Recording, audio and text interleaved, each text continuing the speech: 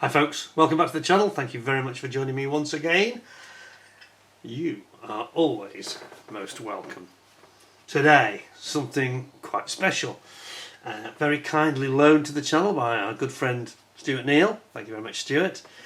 Something he's just obtained. It's the new Takom, the Sd.Kfz.250/3 GREIF Rommel's Command half track. Now, many of you might remember the Airfix one that came out in the 70s. I think it's been reissued maybe a couple of times since then, but this is from Takom, so we're expecting this to be pretty impressive in terms of quality.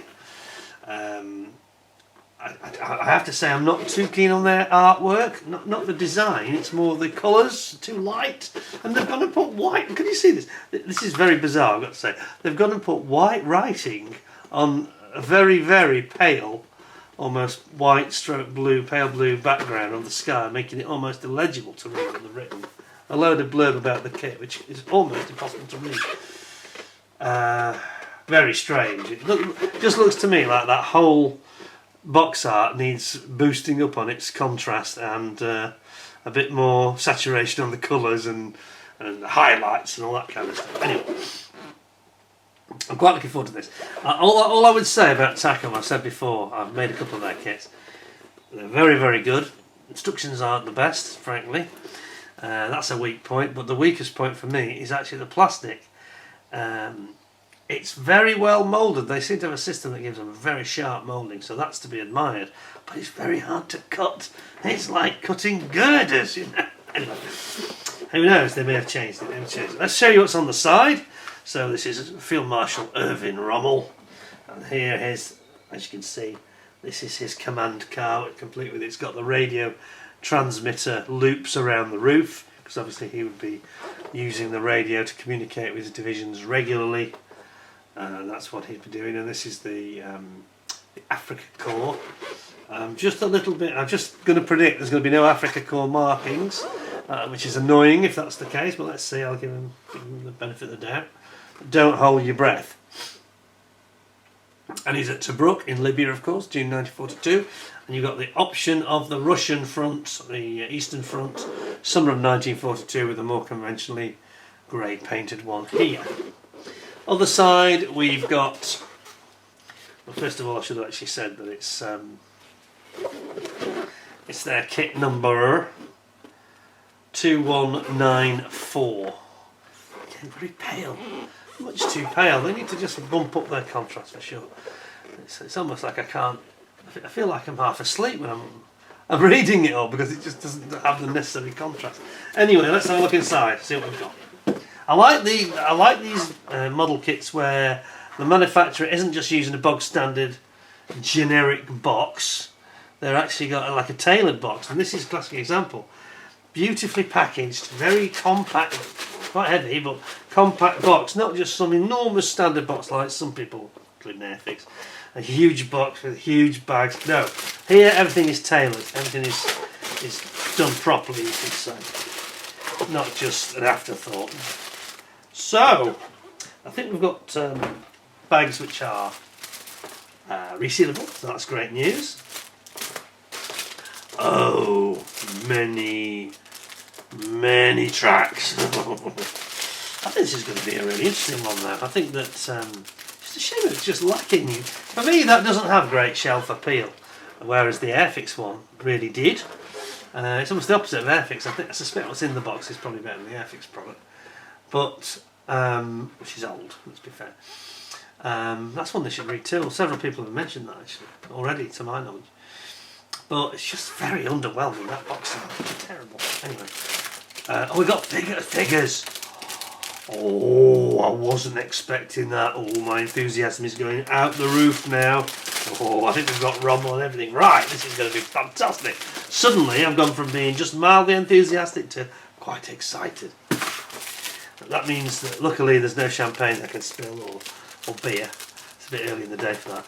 I've taken to filming my videos quite early in the day, simply because it's very warm, and by lunchtime it gets too hot to do anything really. So you certainly can't be wearing this jacket, and just operating in this particular location gets very warm. So let's see what we've got then. Do we get any historic data?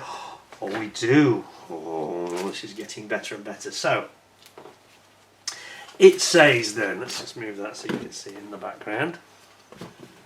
Better? Yeah.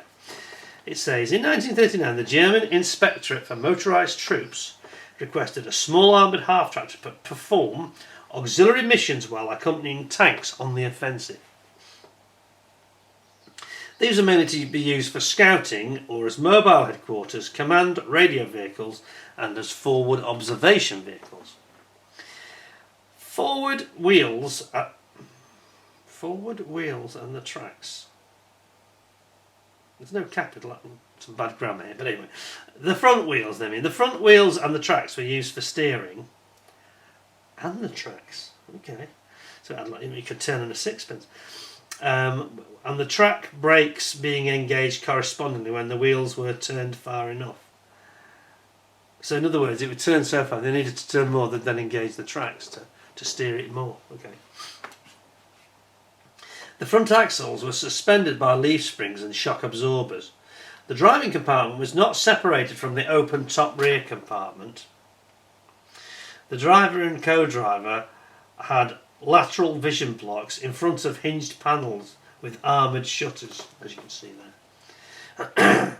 The driver's roof was usually equipped with a ring mount for a shielded MG34 machine gun. A Pinty mount could also be fitted to the rear to mount an extra MG34 for anti-aircraft defence.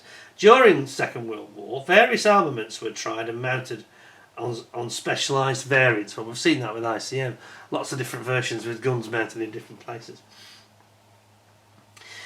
The Kfz.250 was produced from mid-1941 and right up until the very last days at DMAG and Busing NAG, with a total of 6628 vehicles being delivered. It's a lot, isn't it? And modified for a wide variety of tasks. The 250-1 Lecter Schützenpanzerwagen was the standard troop carrier vehicle with crew capacity and a group of four, half group, armed with a frontal MG34 to protect the arm by an armoured shield, with an optional Pinty mount at the rear, like you see there, the front shield I mean. The variant formed the bulk of production until 1942. Having already developed the Sd.Kfz.250, DMAG was recognised for its expertise in very small half-tracks. Along with DMAG, Busing NAG was chosen for the lightweight sloped armoured body. The new light armoured troop carrier was designated Kfz.250. This vehicle was based on the Kfz-10's D7 chassis built by DMAG, using the same tracks, interleave road wheels and drive sprockets. However, it was shortened by one pair of road wheels. Like the Kfz-10, the Kfz-250 was powered by the same 100 horsepower Maybach 6-cylinder water-cooled 4.17 litre HL42 TRKM gasoline engine, petrol engine. It was served by a Maybach SRG VG 102-128H semi-automatic pre-selected transmission with 7 forward and 3 reverse gears. Top speed was more than 47 miles per hour. Wow, that's pretty fast. It's like a Scorpion tank, isn't it? Really quick. General Feldmarschall Rommel had a special command vehicle, nicknamed GREIF or Griffin, while in command of his Africa Corps. This was a standard vehicle upgraded with radio signal gear, a radio antenna frame, extra jerry cans and stowage required by the Desert Fox. GREIF was also employed the 250Z Panzeraufbau armoured superstructure that featured a vision port in the rear door, a differently shaped rear superstructure than the standard vehicle. Okay, that's a lot right up, isn't it? That's through in there a little bit. Right, okay, so, well, hats off to Takom. You know, I started saying, I don't think the instructions are going to be very good. Well, maybe I'm wrong. I like being wrong because I like things to be better, and I don't want to be grumpy old Victor Meldrew all the time. So being wrong is a good thing. especially when I'm wrong about them and they've done a better job. So let's have a look at these decals first of all, before we get into the actual build instructions. What have we got? Oh, there's three options here. 3 marking options. Where's that? Hang on. Hang on. GREIF. I'm confused. Doesn't seem to be showing. Oh, here we go. Oh, it's strange the way they've done it. So there are 3 marking options: GREIF, Eigel, I'm not sure what Eigel stands for, or Adler, which is eagle. Adler, which is the Adler then? Oh yeah. So those are all Africa Corps versions, different versions. So GREIF was Rommel's, Adler another one, or Eigel. It doesn't. I need to show you why I'm frowning. And they make this really small. Why have they made it so small? Why can't they print it this bit bigger? It's not the nicest printing ever either. In terms of trying to read, they've got some data here at the top, which is almost illegible. Again, a little bit lacking in their. The concept is good, but they're just not very good with the execution somehow of the printing, are they? Nice that they show the colours though. I do like what Takom do in terms of this almost photographic quality. I think it's like a 3D render in reality, but it's quite a good one. But the writing is just, I can't actually make that out without my super glasses. Where are the super glasses? Where are they? Let's get them out because it's going to annoy me otherwise. What are they trying to say? Oh god, it's the tiniest writing you've ever seen. I think anybody without glasses is going to struggle.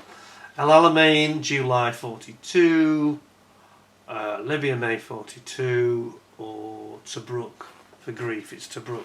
This is the tiniest writing in history, this line here. Jeez. God, it's almost like an eye test, literally. Summer of 1942. Russian front, southern Russia. So there's actually 5 options, not the 3 it shows on the box, which is good. More options is good. I just wish that they'd make it a little bit clearer. I really like to see Takom just tackle that, pardon the pun. Yeah, because that's quite hard to follow. Anyway, and then they've got some of the product adverts at the back. So that explains, if I zoom me back in, that explains what these decals are all about. And you've got the Adler, the Eigel. What does Eigel mean? Not too bad on my German, but I can't remember that one. Eigel. And then you just got, basically it's just the markings of the number plates and things. But there's no Africa Corps markings there. Now that is not correct. They would have Africa Corps markings on the real tank, on the real vehicle, and they would sort of be here. So that's a little bit disappointing.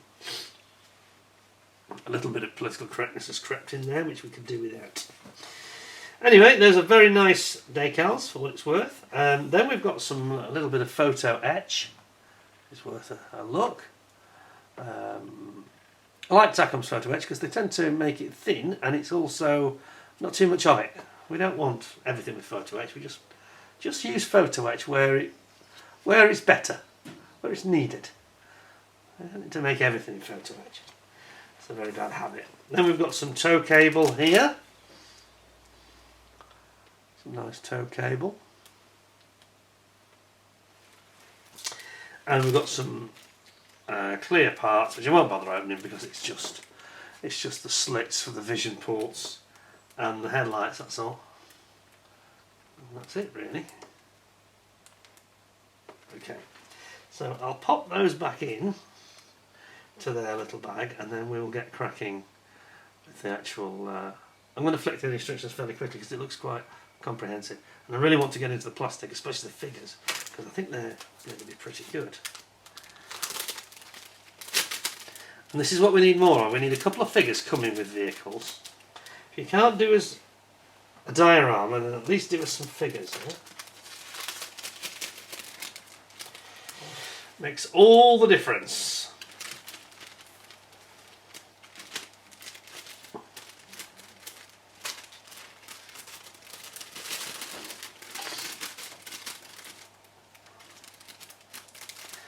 Okay, there we go. Right, that's that done. So, let's get into it.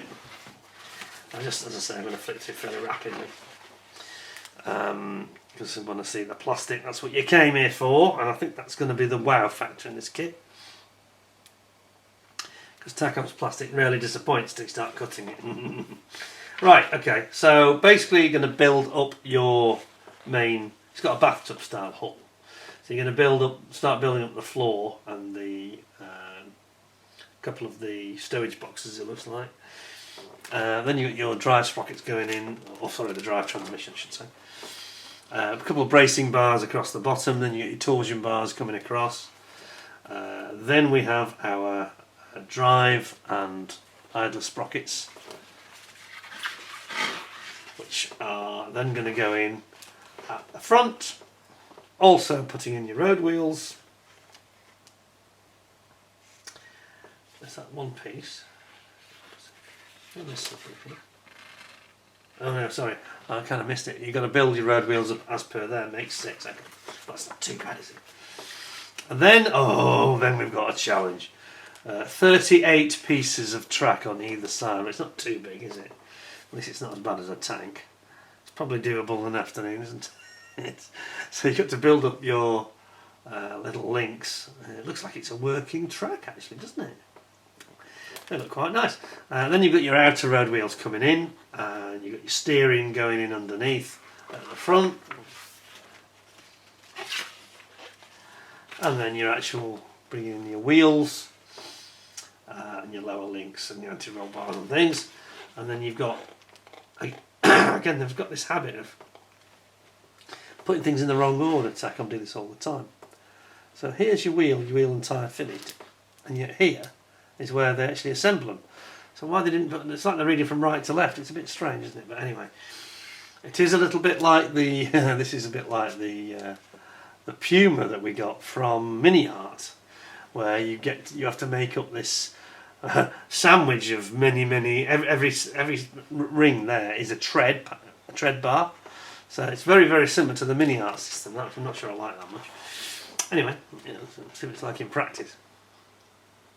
Then you've got your Maybach engine coming in here. You're going to build that up, complete with your transmission and your sort of like a differential drive system going out there. Then you got your steering wheel. Again, you see, this is the one thing I don't like, is that just like ICM and Airfix and others, they're not telling you what you're building. So here I am umming and ahhing, because I don't know what it is, and you won't know what it is either unless you're an absolute expert on these vehicles. Looks like we've got some heat shielding going on here. And there's inboard brakes, but look at it. Oh yeah, it's got inboard brakes. Interesting. Inboard brake drums. And you got your seats going in, and obviously you've got your that's basically your transmission and engine at the front, isn't it? Going in there. So it's when I said it was the engine, it was actually the transmission you're building up. Beg your pardon. Yeah, because you start building your Maybach engine here, don't you? A bit later. Tell by the alternator coming on the side. So your Maybach goes at the front. The transmission goes right in the cab almost. And here you go. You got your cooling fan, radiator system, cooling fan on the front there. Your floor.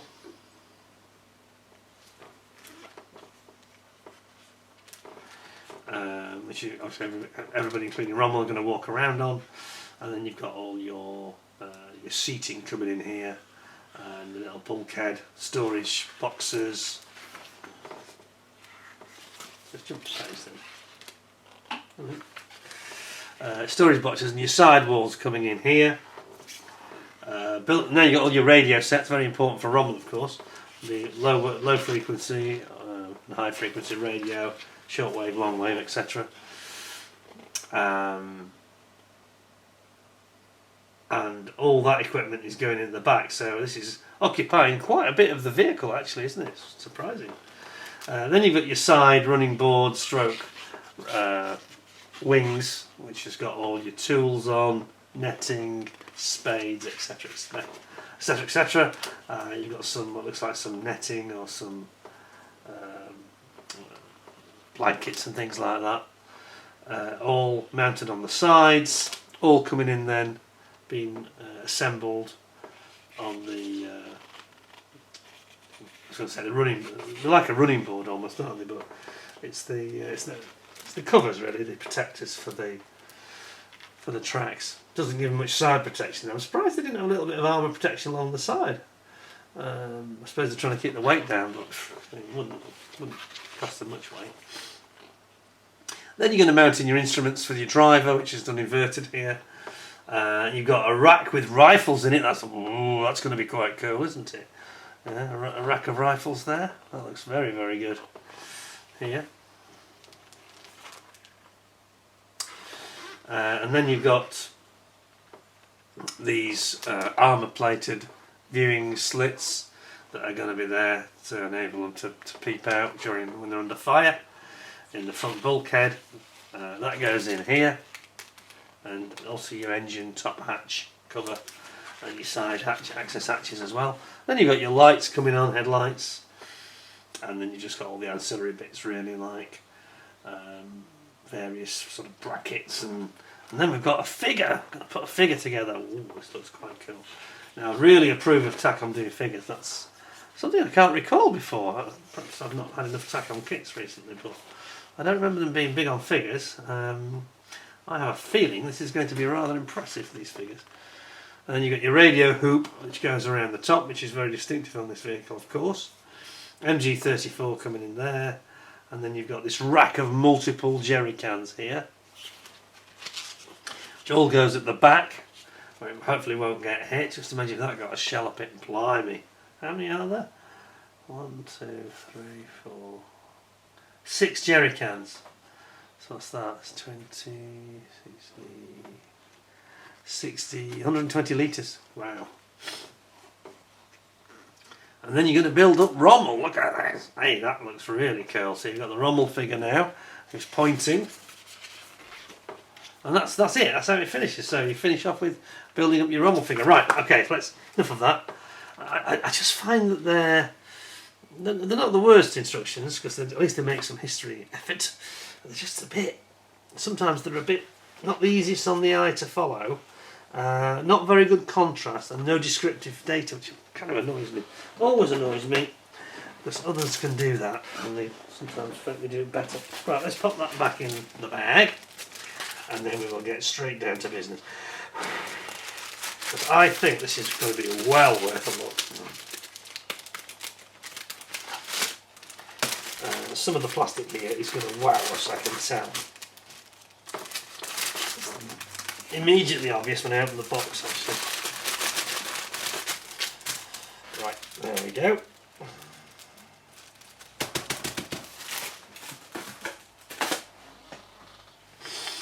So where to start? Well, why don't we start? Shall we end with the figures? I think we'll end with the figures. So let's have a look at one. Move that aside. Let's get cracking. Nice resealable bag, so I don't have to do any great work to make sure Stuart gets it back in nice condition, which is not always the case in my field, for example. Okay, let's have a look. And I can tell straight away, we have got here some exquisite plastic. Starting with the MG34 machine gun. Isn't that nice? That looks absolutely peachy. There we go. And then we've got all manner of things going on here. Lots of parts, I won't know what they are. Some of them you've got tow hooks. Look at the sort of sharpness of the moulding though. Isn't it crisp looking? Let's flick it around onto this side. So there's the MG34 again. Very, very nice. You've got your drive sprockets here. And you're part of the front steering underneath. There's your shield for your machine gunner, the MG34. Slide moulding, look at the slide moulding, look at this. Oh, that's nice, that's nice. Yes. Some nice stuff there. Leaf springs. The transmission exits there. That's a nice one, isn't it? That's a nice sprue, that is, very sharp. It's always super sharp, isn't it? There's never any flash. A bit like Riffield in this respect, to be fair, you know. Because they're good at that, aren't they? I say, Takom always just... I always feel I'm blunting my cutters with them. Cutting Takom plastic. It's so hard. Like it's made of tungsten steel. I'm sure it is, isn't it? I'm guessing it just gives them... one thing leads to the other. I think it's hard because it gives them a better rendition from the mould, sharper result. But look at, you can see how sharp the results are here. There's some parts you're going to notice that are just particularly impressive, like the engine fan here in the centre. Look at that. I mean, that's beautiful. Engine fan. Various parts of the transmission, the exit housing for the transmission there. I think that's where the exhausts come out, little hoops for the exhaust. You've got your fan belts and drive belts for the engine here. This is where your actual fan goes up against the radiator.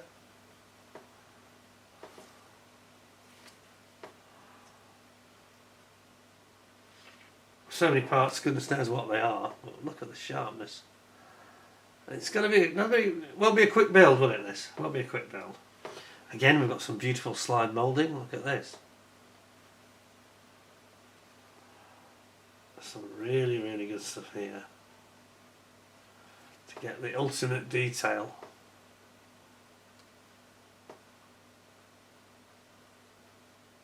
Yeah. Nice sprue. Very nice.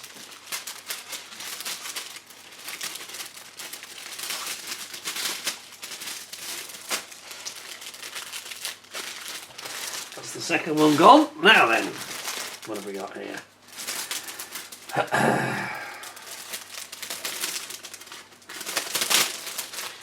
There's a hole in my glove actually there. I've got a hole in my glove. Oops. Hole in my bucket. There's a hole in my bucket, dear Liza, dear Liza. Right, look at this. Radio sets, check this out. Ooh, those are nice, aren't they? It's quite a lot of radio gear, isn't there? Like I said, there'd be a long wave, a short wave. Don't think they had FM then, did they? And then you've got your headlights here. And you've got little hooks.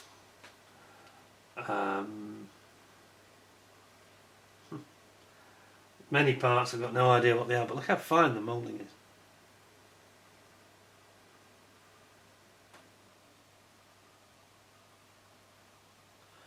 Very impressive, that, isn't it? Yeah, that's another nice sprue. Lots of these little stowage boxes. And a bit of slide moulding going on. You can always tell when you get this bridge like that.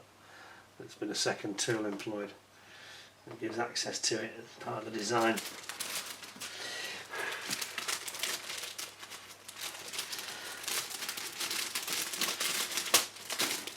Okay. Next one.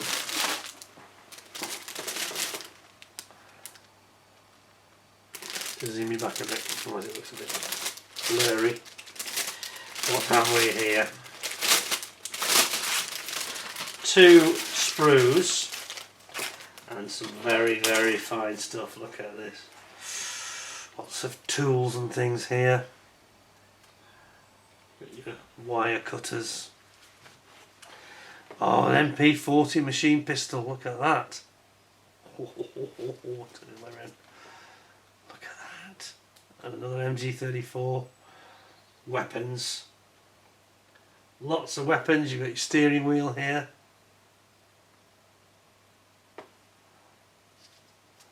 Again, you've got some slide moulding going on.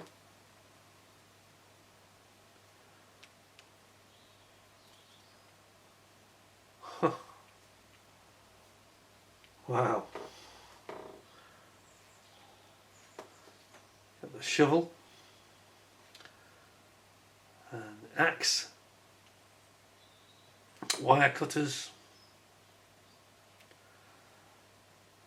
There's a lot of stuff going on in this sprue, there really is.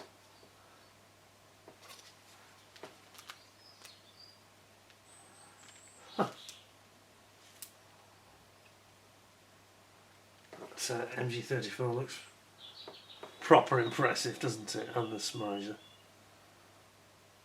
Those are really nice. Okay, that's that one. And then on the other sprue we've got some very impressive looking seating. Got the sort of padded seat. The Field Marshal. And then you've got your interior parts here for where the transmission sits. You've got your flooring, the embossed grid floor, high grip, knurled. Huh. Some more instrumentation here.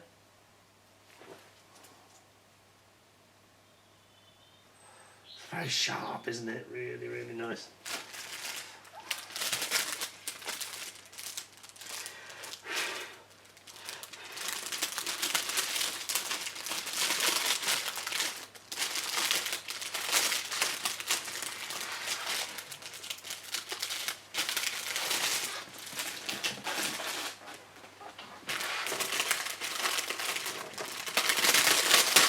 Now then, into the business end of it. Look at this.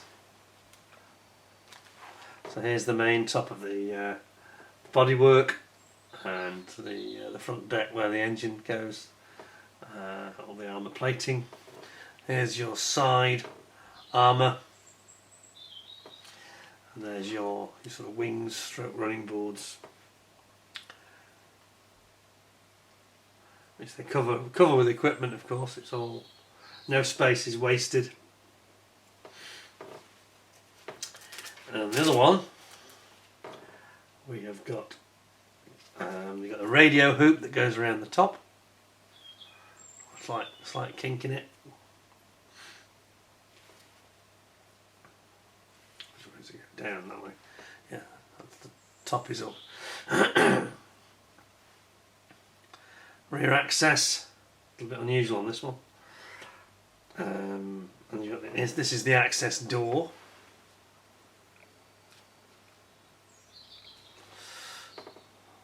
There. And then you've got some more seats, look, more padded seating. And then here you've got a pickaxe.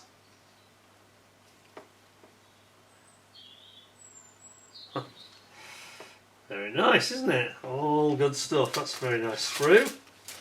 It's all sharp as anything, isn't it? Super sharp. I think sometimes Takom have the sharpest injection moulding of the lot. It's up there with Riffield anyway. Then, oh, it's going to get difficult now. So, we've got a couple of bags here where we have sprues that are multiple repeats of each other, so we only need to take one out.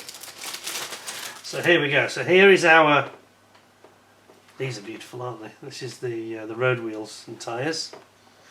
That's the outer and the inner faces, and then you get all this rather strange mini art style where every tread is then has to be assembled into, so it's basically, as you see, 5 pieces, 3 sandwiched in the middle. A bit strange, isn't it? I'm not sure we need that. I don't. It's impressive in terms of the moulding, but I don't see the need for that. I think it's a bit silly, to be honest. That's work for its own sake. Then we've got our jerry cans for the petrol.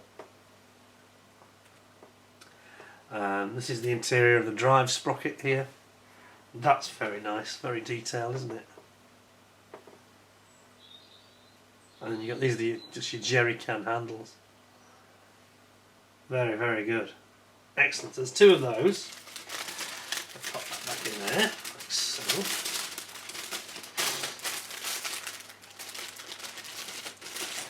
That's that one. And then we have over here,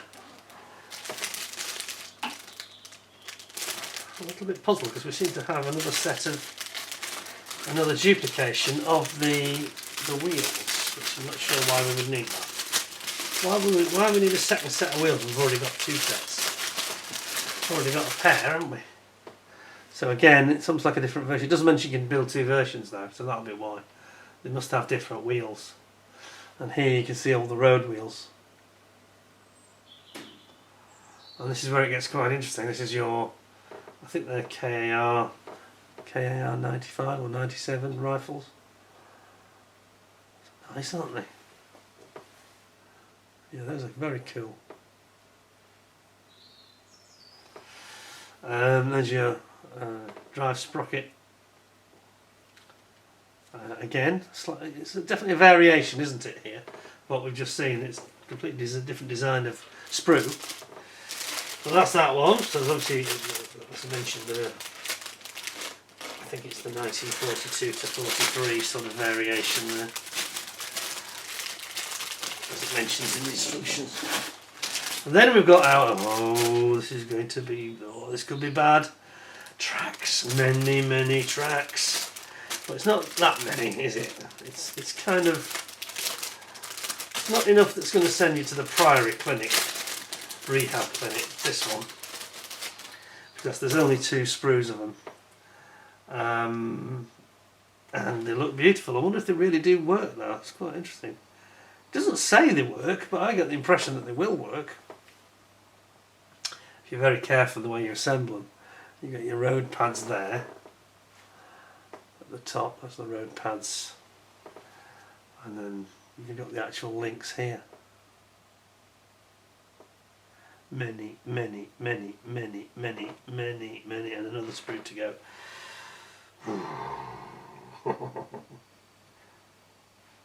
Okay, there's two of them, and that just brings us to the final and probably the highlight of the kit, I would say, which is,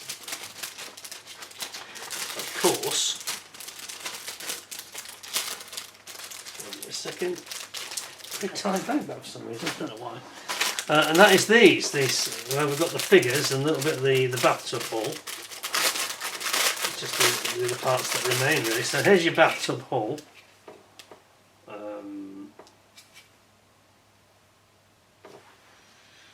What's that say? Takom, I think 2025.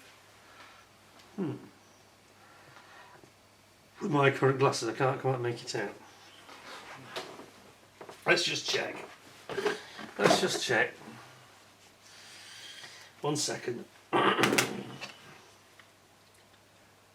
2024 it's dated.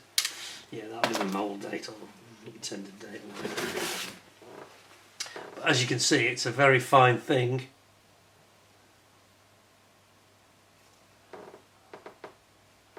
Yeah.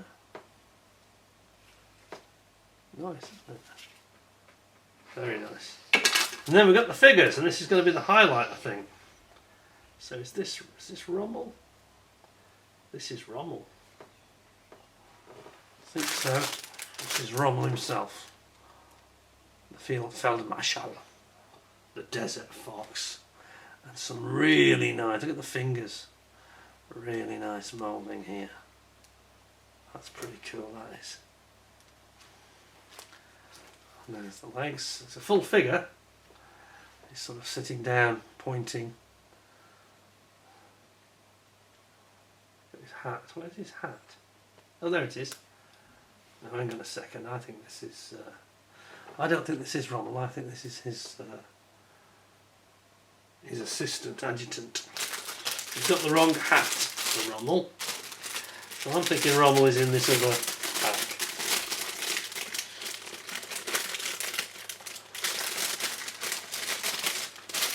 I think he's going to be over here. You see two figures. Yeah, this is Rommel because he's pointing more pointedly, if you pardon the pun. This is Rommel. Look at the boots as well.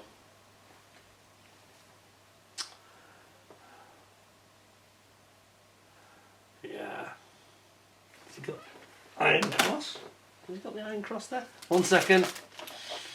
1 moment. Bear with me. Just going to have a quick look here at the details. Yeah, he's got the iron cross there.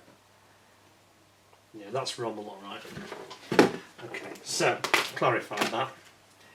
So Rommel is this one. Found Marshall, you can see he's got his binoculars. Oh yes, it does eventually come into focus, thank you very much. Takes its time, doesn't it, sometimes? Yeah, and there's his cap, that's what gives it away, the cap. Yeah. And here's his face. There we are. And he's got his very impressive trousers and big riding boots. Field boots, I think we call them.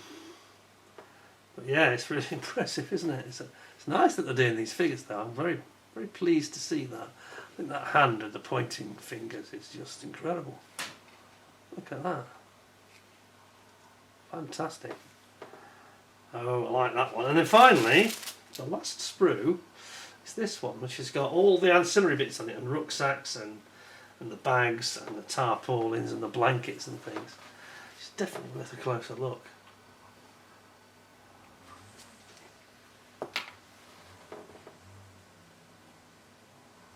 Yeah, there we go. Like a load of blankets, isn't it? And they've got all their clothes in there and, you know, washing equipment, towels and all that stuff. Change of clothes. It's like a canvas tarpaulin.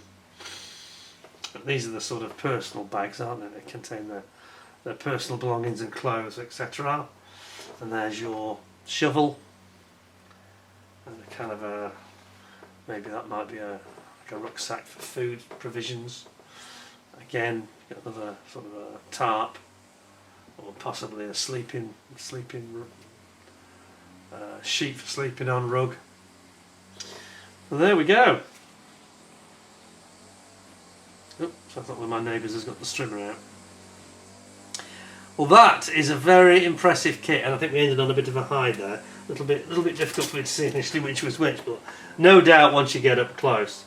So you've actually got, there's just 2 figures there. I'm a little bit surprised there's only 2. I'm right, aren't I? Yeah, there's just 2 figures. So there's no, it shows 3 in the picture, that's why I'm a bit baffled. Doesn't really show the driver. I think one's supposed to be, I thought there'd be 3, a gunner, a driver, and then Rommel himself. But it would seem that is not the case. Have I done that wrong? Oh, that's fine. Yeah, I just thought there should have been a 3rd person. Really, if that's not going to fit in there. I'm doing it all wrong. But in terms of the moulding, I think it's as good as anything in the world, really. It's super sharp. Absolutely fantastic.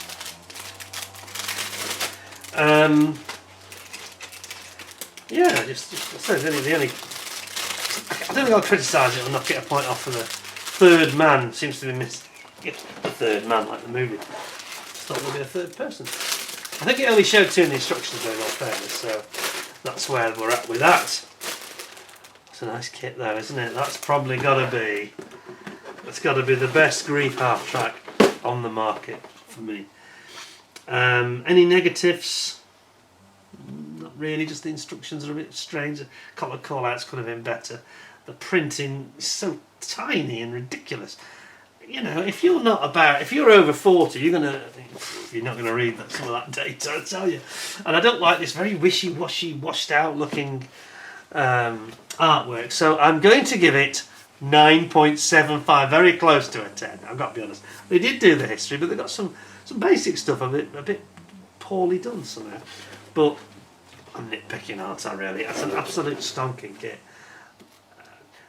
I say, I did have reservations about this multiple sandwich design of front road wheels and tyres.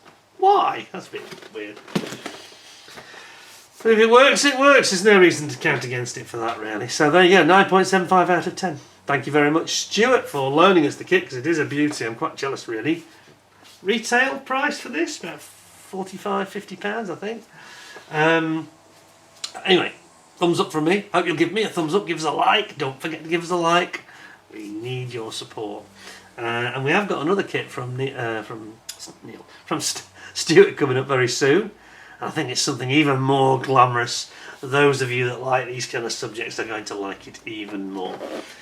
Sorry, one final thing. One other grumble. If you think I've been harsh on it, no Africa core symbols. That's rubbish.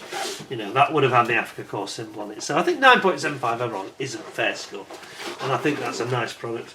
It wouldn't put me off buying it. You can always get some Africa core aftermarket stuff, you know, but don't understand why they don't do that. But it's a beautiful thing. Anyway, thank you very much for watching. Hope you enjoyed it. I'm going to get off now before this strimmer takes any more noise. Please stay well, stay safe until I see you next time. Thanks for all your time, and see you again in the very near future. Thanks a lot, and bye for now.